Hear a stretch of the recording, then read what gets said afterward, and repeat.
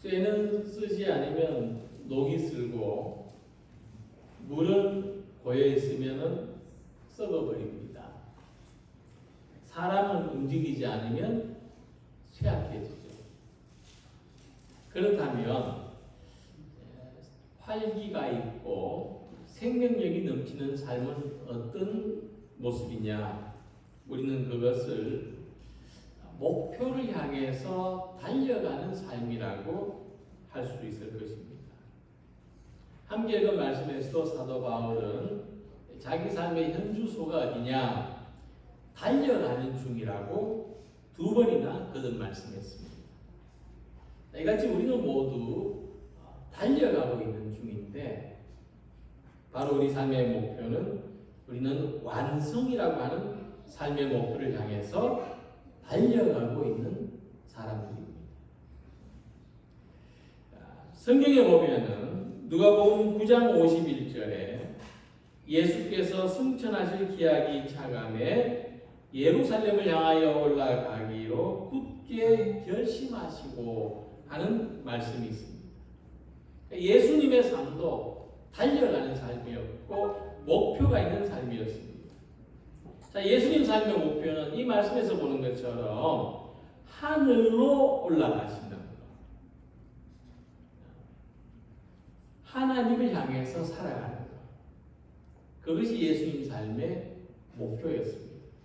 그런데 예수님의 현 주소와 이 목표 사이에는 십자가라는 장벽이 있었습니다. 그것은 죽음이라는 장벽입니다. 이 십자가의 고난은 예수님의 삶의 목표를 향해서 나아가는데 돌아서 갈 수 없는 그런 장벽이었습니다. 그럼에도 불구하고 예수님은 이 십자가라는 장벽을 통과해서 달려가셨습니다. 그래서 예수님은 하나님 보좌 우편에까지 도달하신 것입니다. 이것을 히브리서 12장 2절에서 이렇게 말씀합니다. 그 앞에 있는 기쁨을 위하여 십자가를 참으사 부끄러움을 개의치 아니하시더니 하나님 보좌 우편에 앉으셨느니라. 그러니까 예수님은 예수님의 삶의 목표를 향해서 달려가셨고 그 달려가는 과정에 십자가와 죽음이라는 장벽이 있었지만은 이 장벽마저도 통과해 가셨고 결국 하나님 보좌 우편에 앉으셨다는 예수님 삶의 완성을 이루신 겁니다.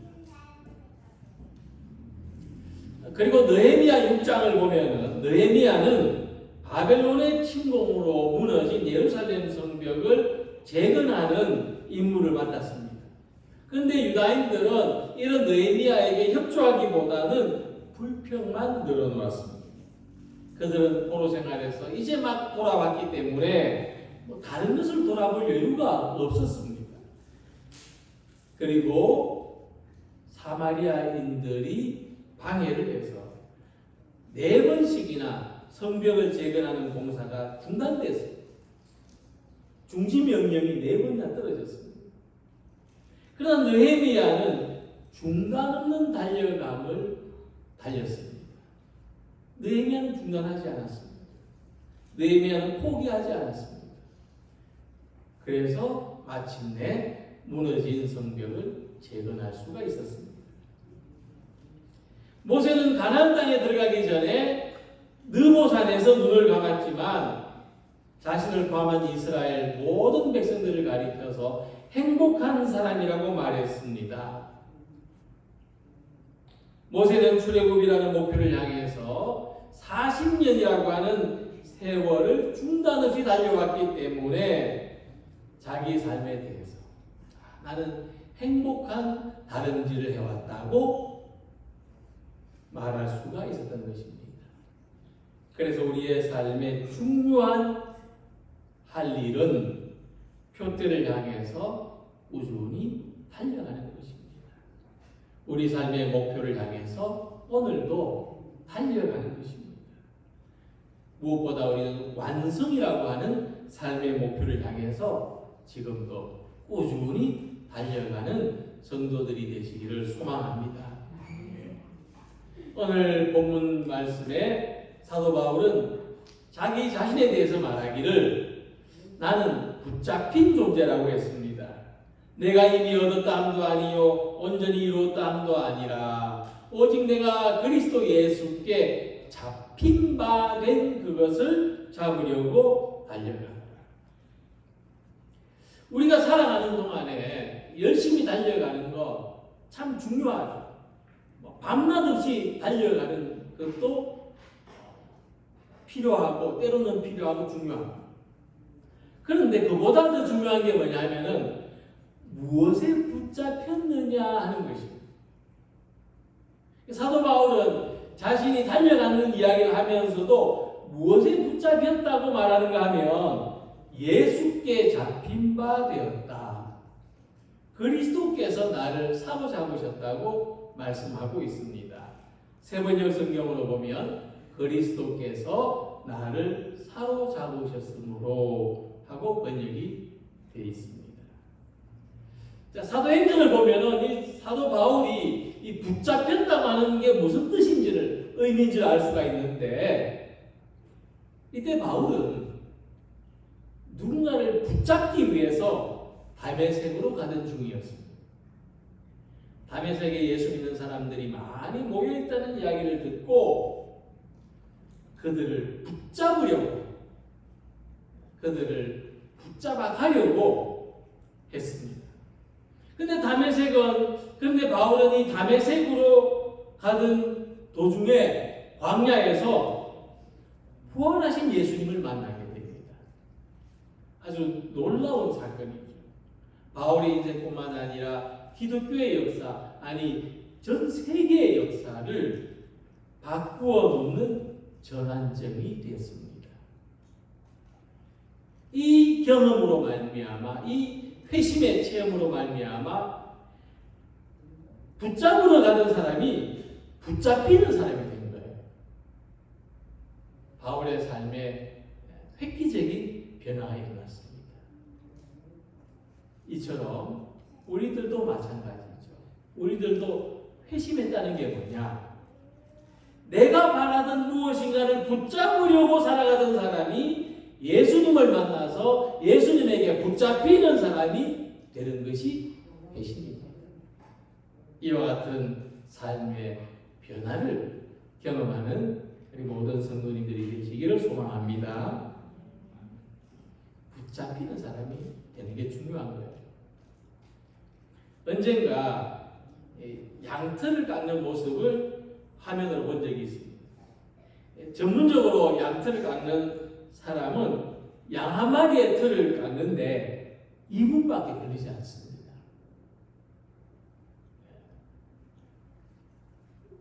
좀 늦게 놀라시네요. 어떻게 이 양 한 마리의 털을 깎는데 2분밖에 걸리지 않느냐가 신기한데 더 신기한 게 있어요. 털이 깎일 때 양이 어떤 모습을 가지느냐 하면 이 털 깎는 사람이 양을 자기 다리 사이에 끼우고 이리 돌렸다가 저리 돌렸다가 움직이는데 울음소리 한번 내지 않고 저항하거나 발버둥 한번 치지 않는 거예요. 그러니까 2분 만에 털을 다 깎을 수가 있죠. 근데 어떤 강한 힘에 눌려가지고 꼼짝할 수가 없어서 체념하는 게 아니라 편안하게 자기를 맡기는 모습이에요. 그래서 성경은 그런 모습을 잠잠하다, 순종한다는 단어로 묘사하고 있습니다. 이사야 53장 7절 보면 털 깎는 자 앞에서 잠잠한 양같이 그의 입을 열지 아니하였도다. 자, 양의 털 깎을 때도요, 나무로 무언가를 조각할 때도 제일 먼저 붙잡아 놓는 데서 시작합니다. 이같이 우리 삶의 완성은 제일 먼저 붙잡히는 데서 시작하는 거예요. 우리도 무엇인가에 붙잡혀야 우리의 삶이 완성을 향해서 나아갈 수가 있는 겁니다. 갈라디아 1장을 보면 바울은 내가 다메섹에서 붙잡힌 게 아니고 실상 나는 어머니 뱃속에서부터 예수님에게 붙잡혔다라고 말합니다. 내 어머니의 태로부터 나를 택정하시고 그의 은혜로 나를 부르십니다. 붙잡히기는 어머니의 태에서부터 붙잡혔는데 이제 나중에 그 은혜로 나를 불러주셨다. 이렇게 고백하는 거죠. 우리는 나라는 존재 자체가 이미 예수님에게 붙들린 사람. 내 삶의 목적이 예수님에게 붙들렸다는 것입니다. 예수님 우리를 붙잡으시는데 어설프게 붙잡으시는 것이 아니라 확실하고 강력한 은혜로 붙잡으셨습니다. 예수님은 우리를 강하게 붙드셨습니다. 은혜라는 수단. 그래서 오늘도 우리 자신을 예수님한테 붙잡힌 존재로 이해하시고 예수님께서 우리 삶을 완성해 가시도록 우리의 자신을 전적으로 맡기고 신뢰하는 우리 모든 성도님들이 되시기를 소망합니다. 두 번째로 바울은 자기 삶을 달려가는 것이라고 표현했습니다. 내가 이미 얻었다 함도 아니요 온전히 이루었다 함도 아니라 오직 내가 그리스도 예수께 잡힌 바 된 그것을 잡으려고 달려가노라. 이 말씀에서 보면은 붙잡힌 다음에는 달려가는 단계가 있어요. 달려가다가 붙잡히는 거하고 붙잡힌 다음에 달려가는 것은 완전 다르죠. 달려가다가 붙잡히는 것은 무엇을 하다가 중지되고 중단되는 것을 의미합니다. 달리기 선수가 100m 결승점을 앞에 두고 전력으로 달려가는데 뒤에서 누가 붙잡는다고 생각해 보십시오. 그날 경기 망치는 거죠. 우리가 살면서 왜 좌절합니까? 왜 절망합니까? 원하는 대로 달려가지 못하고 붙잡히기 때문에 그렇습니다. 달려가는데 붙잡는 게 너무 많아요. 달려가다가 붙잡히는 순간 우리는 모든 것을 잃어버리는 것 같은 경험을 합니다. 뭐 하고 싶은 게 있는데 그 막는 것도 마찬가지로 붙잡는 겁니다. 내가 하고 싶은 걸 못하게 보시오. 어린아이들 같은 경우에 그냥 뭐 바닥에 뭐 들어 누워가지고 울고 난리가 나지 않습니까? 그런데 붙잡힌 다음에 달려가는 거는요, 오히려 목표에 대한 확실성과 안정감을 줍니다. 그래서 붙잡힌 다음에 달려가는 건 달라요. 기차는 철도를 벗어날 때 사고가 납니다. 그런데 시속 400km, 500km로 달려가는 기차를 철도가 견고하게 붙들고 있기 때문에 안전한 거예요. 그렇게 달려가도 붙잡혀 있기 때문에 안전한 거예요. 이같이 우리는 붙잡힌 다음에 달려가는 삶이 되어야 합니다. 사도 바울은 예수님한테 붙잡힌 사람의 삶을 이렇게 표현했습니다. 그가 모든 사람을 대신하여 죽으심은 살아있는 자들로 하여금 다시는 그들 자신을 위하여 살지 않고 오직 그들을 대신하여 죽었다가 다시 살아나신 이를 위하여 살게 하려 합니다. 쉽게 말해서 예수님이 우리를 붙잡으신 이유는 우리로 하여금 예수님을 위해서 살게 하시려고, 우리들로 하여금 자기 삶의 욕망으로 점철된 자기 삶의 목표를 향하여 사는 것이 아니라 우리를 은혜로 붙잡아 주신 예수님을 위해서 살도록 붙잡으셨다. 그래서 예수님한테 붙잡힌 사람은 자기 삶의 놀라운 변화를 경험합니다. 내가 이렇게 달라졌구나, 변화되었구나. 그게 뭐냐 하면 나를 위해서 살던 사람이 예수님을 위해서 살게 되는 겁니다. 근데 저는 예수님을 처음 믿을 때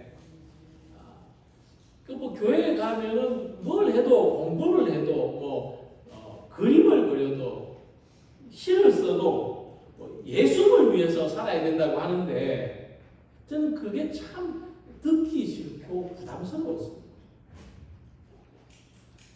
그냥 내가 나대로 살아야지 뭘 예수님을 위해서 산다는 게 예수님이 마치 어떤 무시무시한 조직의 보스처럼 충성을 다해야 되는 어떤 그런 존재로 느꼈습니다. 그리고 솔직히 제가 예수님 믿을 때 예수님 위해서 살려고 믿은 건 아니지 않습니까? 내가 사는데 예수님이 좀 도움이 될까 싶어서 믿은 거 아닙니까? 대부분요. 근데 이게 바뀐 시점이 있었어요. 저 분명히 기억합니다. 예수님이 나를 위하여 자기 생명을 십자가에 주셨다는 것을 깨달았습니다. 저는 생각이 바뀌었어요. 저는 그때 예수님을 위해서 살고 싶어졌습니다. 그때 처음으로 그런 마음이 들었어요.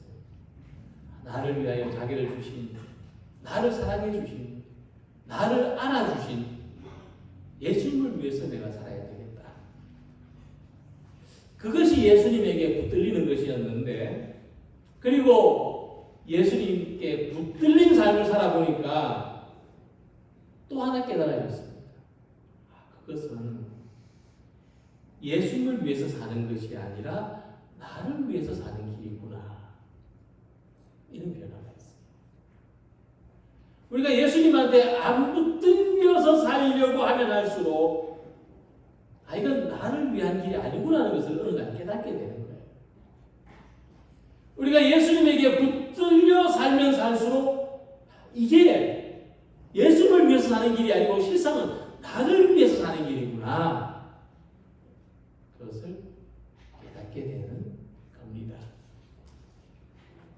만약 우리가 자기를 위해서 달려가는 삶을 산다면 매 순간 고난이나 시련에 부딪힐 때마다 자기의 약함이나 한계를 느낄 때마다 우리는 좌절하고 절망합니다. 삶이 좋을 수가 없습니다. 그러나 우리가 예수님을 위해서 달려가는 삶을 살 때 우리는 고난과 시련 앞에서도 새로운 마음을 가지게 됩니다. 예수님께서 이렇게 연약하고 부족한 나의 삶을 완성해 가신다는 것을 믿는 믿음을 가지게 되는 것입니다. 통제가 아니라 자유, 약함이 아니라 강함을, 절망이 아니라 희망을 발견하게 되는 것입니다. 그래서 예수님께 붙들린 삶을 살고 있다는 게 바울에게는 자랑거리예요. 그에게는 기쁨이요 희망이에요. 예수님과 함께하는 것이 너무나 좋기 때문에, 예수님을 아는 지식이 너무나 고상하기 때문에, 만족하기 때문에 내가 이전에 좋아했던 모든 것들을 아낌없이 버렸다고 말할 수가 있는 것입니다. 그러므로 우리는 이제 예수님에게 붙잡힌 삶을 달려가는 성도들이 되시기를 소망합니다.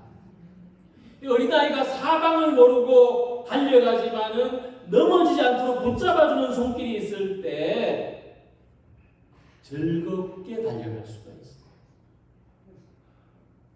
우리가 어른이지만 이 어른의 삶, 노인의 삶도 붙잡아주시는 주님의 손길 안에서 달려갈 때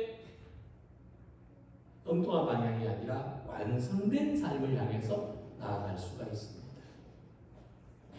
만일 너희 믿음의 재물과 섬김 위에 내가 나를 전제로 드릴지라도 나는 기뻐하고 너희 무리와 함께 기뻐하니. 사도 바울이 내가 무슨 일을 하든지 여기에 모든 것을 다 바쳐도 좋다고 말할 수 있는 것은 자기 삶에 분명한 확신이 있었기 때문입니다. 주님께 붙잡혔다는 확신을 가진 사람은 고난도 시련도 삶의 완성을 향해서 80%. 달려가는 과정일 뿐입니다. 이것이 우리 삶이 내 삶의 완성을 향해서 주님께 붙잡혀서 주님을 위하여 달려가는 우리 모든 성도님들이 되시기를 소망합니다. 또 한 가지, 바울은 우리가 예수님께 붙잡혀서 달려가는 삶은 대단히 긍정적인 미래를 향해서 나아가는 삶이라고 말씀하고 있습니다. 잘못되지 않는 삶이다. 잘못될 턱이 없는 삶이다. 하고 말씀합니다. 표대를 향하여 그리스도 예수 안에서 하나님이 위해서 부르신 부름의 상을 위하여 달려가노라. 자, 이 말씀과 같이 우리의 삶에는 붙잡혀서 달려가는 삶에는 하나님이 주시는 상이 있다는 겁니다. 사도 바울은 우리 신앙생활을 달려가는 것에 비유했습니다. 운동선수들의 경기에 참여하는 뚜렷한 목표가 있고 또 얼마나 열심히 집중했느냐에 따라서 각각 받는 상이 다른 것처럼 우리도 예수님을 위해서 예수님께 붙잡혀서 예수님을 위하여 달려갈 때 우리의 받을 상이 이미 준비되어 있다는 겁니다. 달려가봐야 알 수 있는 것이 아니고 그렇게 살기로 우리가 마음에 작정했을 때 이미 그때부터 우리의 상은 확보되었다. 저는 우리가 받을 그 상의 내용을 오늘 말씀의 제목과 같이 삶의 완성이라고 생각합니다. 물론 하나님 앞에서 하늘에서 받을 상도 예비되어 있겠지만은 우리가 예수를 위해서 사는 그 자체가 우리의 삶을 완성되게 하는 것이기 때문입니다. 우리가 사는 동안 정말 어떤 우리가 추구해야 되는 상이 있다면 무슨 훈장도 있고 뭐가 있겠지만 그런 상이 아니라 내 삶이 완성되었다. 나는 완성된 삶을 살았다고 하는 것이 정말 우리가 받아야 될 상이 아닌가 생각합니다. 구약 성경에 다니엘서의 이 바벨론의 그 느부갓네살 왕이 그 시대의 가장 큰 제국의 왕이었는데 그 삶을 하나님의 저울에 달아보니까 미완성이라는 거예요. 하나님 저울에 부족했다는 거예요. 우리도 이 느부갓네살처럼 세상에서 아쉬운 것 없이 누리고 뭘 갖추고 살아봤는데 하나님 저울에 달아보니까 미완성된 삶이었다는 걸 우리가 알게 되었을 때 우리의 삶이 얼마나 허무합니까? 그런 당시 세상 모든 사람들이 부러워하는 것을 가졌는데도 하나님 보시기에 그의 삶은 완성되지 못한 것이었고 결국 그는 미완성인 채로 눈을 감았습니다. 역사에 의하면 암살을 당했죠. 그래서 바울은 우리들이 부르심의 상을 위하여 달려간다고 했는데 이 상은 이미 얻은 것도 아니고 온전히 이룬 것도 아니지만 이미 확보된 상이라는 말씀을 하고 있습니다. 올림픽 경기에서 결승전에 진출한 선수는 이미 확보해 놓은 메달이 있습니다. 이기면 금메달, 지면 은메달. 우리에게도 이처럼 이미 확보되어 있는 상이 있습니다. 그러니까 믿음으로 자기 삶을 끝까지 달려간 사람은 하늘에 상이 확보되어 있는 거예요. 중간에 포기하지 않고 끝까지 달려가는 사람이 받는 겁니다. 그래서 삶의 완성은 곧 믿음의 완성입니다. 우리가 이런 마음을 가지고 살면 좋겠습니다. 믿음의 완성이 내 삶의 완성이구나. 그래서 오늘도 믿음의 삶을 중단 없이 달려가는 성도들이 되시기를 소망합니다. 이 다름질의 목표는 내가 아니죠. 내가 원하는 수준, 내가 정해놓은 목표가 아닙니다. 우리의 목표는 예수 그리스도. 예수님을 온전히 알고 예수님께 다다르기 전까지 우리 믿음은 중단되지 말아야 됩니다. 예수님을 온전히 아는 순간까지 믿음을 열심히 경주하시기를 축원합니다. 사도 바울은 뒤에 있는 것은 잊어버리고 앞에 있는 것만 보고 나아간다고 말했습니다. 이와 같은 삶의 완성을 향하여 바울은 예수님께 붙잡혔습니다. 그러나 억지로 끌려간 삶이 아니라 붙잡힌 발을 잡으려고 힘을 내서 달려가는 삶이었습니다. 그리고 이 달려감의 마지막에는 하늘의 상이 기다리고 있는 것을 바라보았습니다. 결국 마지막에는 승리하는 삶. 내가 승리하는 삶을 살았습니다. 내 삶은 비록 초라하고 부족했지만 그러나 나는 내 인생에서 승리하는 삶을 살았습니다. 그것이 우리 삶의 완성입니다. 이 삶의 완성을 향해서 오늘도 달려가는 모든 성도님들이 되시기를 주님의 이름으로 기원합니다. 기도드리겠습니다.